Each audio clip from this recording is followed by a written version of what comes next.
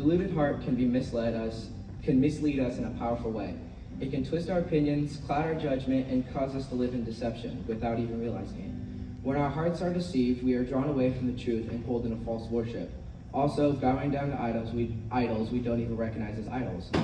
That is why Isaiah described that one who clings to lies as feeling on ashes, grasping something empty, powerless, and unable to give life. When we finally realize this, we are forced to ask ourselves, what is the lie I've been holding in my right hand? There is a powerful saying, and it says, it is easier to con someone than convince them they have been conned. Isn't that true? When someone believes a lie, pointing it out can feel like an attack on their pride. It is often easier for a person to cling to their deception than admit that they were tricked. That is what makes idols so dangerous. They are convincing. We build them, invest in them, sacrifice for them, and then refuse to acknowledge the emptiness they leave behind.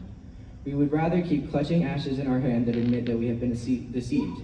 This is why God continuously warns us about the dangers of idolatry.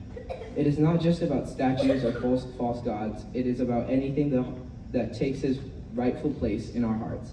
Idols can look like success, approval, entertainment, relationships, or even a good thing that we just elevate too high. The danger is not simply that we worship them, but that our hearts become so deceived we cannot even recognize that what we are holding onto is a lie.